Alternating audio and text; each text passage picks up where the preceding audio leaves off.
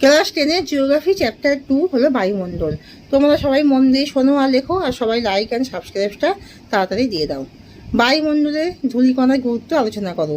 বায়ুমণ্ডলে ধূলিকণার গুরুত্বের কারণগুলি হলো ভাসমান ধূলিকণাকে কেন্দ্র করে জলীয় বাষ্প ঘনীভূত হয় এবং তার ফলে মেঘ, কুয়াশা, তুহিন, বৃষ্টিপাতের প্রভৃতির সৃষ্টি হয়।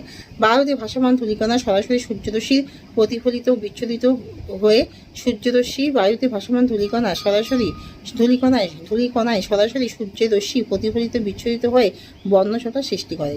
বায়ুমণ্ডলে ধূলিকণার আধিক্য বায়ুমণ্ডলকে অস্বচ্ছ করে।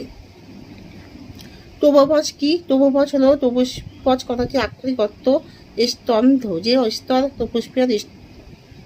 স্ট্র্যাটোস্ফিয়ারের মধ্যবর্তী 2 থেকে 3 কিলোমিটার বিস্তৃত অঞ্চলে বায়ু প্রবাহ উষ্ণতার পরিবর্তন তেমন হয় না, একে টোবোপজ বলে। ফ্যারাডের সূত্রটি কি?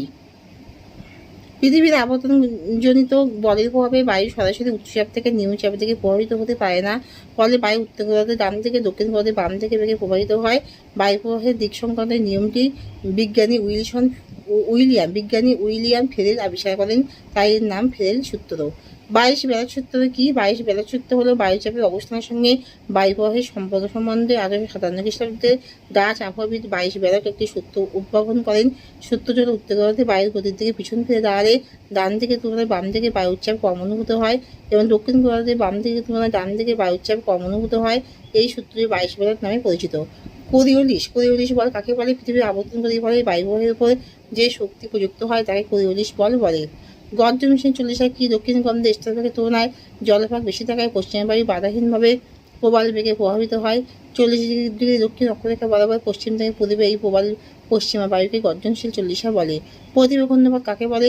হিমমণ্ডল বা নাতিশীতোষ্ণ মণ্ডলে কোনো স্থান অধিক শীতলতার জন্য প্রবাল উচ্চচাপে, কোনো স্থানে অধিক শীতলতার জন্য প্রবাল উচ্চচাপের সৃষ্টি হলে তখন উচ্চচাপ অঞ্চল থেকে শুষ্ক শীতল বায়ু কুণ্ডলী আকারে ছড়িয়ে পড়ে, একে প্রতিবে ঘূর্ণাবর্ত বলে।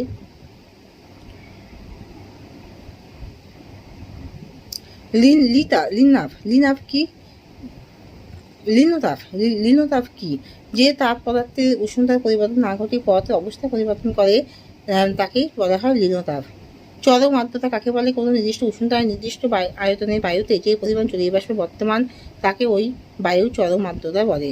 শিলাবৃষ্টি কি? নাতিশীতোষ্ণ মণ্ডলে গ্রীষ্মকালে জলকণা বরফকণা একত্রে অধঃক্ষেপণ রূপে পতিত হলে তাকে শিলাবৃষ্টি বলে। ঘূর্ণবাদের চক্র কাকে বলে? কুণ্ডলকারে ঘূর্ণমান কেন্দ্রের ঘূর্ণবাদের কেন্দ্রাঞ্চলটিতে বায়ু শান্ত থাকে এবং ঘূর্ণবাদের উপরিভাগ পর্যন্ত শান্ত বায়ুর একটি স্তম্ভ রচিত হয়, একে ঘূর্ণবাদের চক্ষু বলে। টর্নেডো কি? টর্নেডো হলো অতি ক্ষুদ্র কিন্তু অতি মারাত্মক শক্তিশালী কেন্দ্রিক ঘূর্ণবাদ। এদের আকৃতি অনেকটা চোঙের মতো এবং ভূপৃষ্ঠের উপর এদের ব্যাস 100 থেকে 500 মিটার।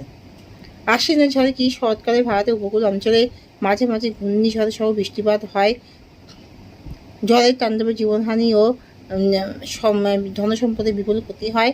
আশ্বিন মাসে হয় বলে একে এই ঘূর্ণিঝড়কে আশ্বিনের ঝড় বলে।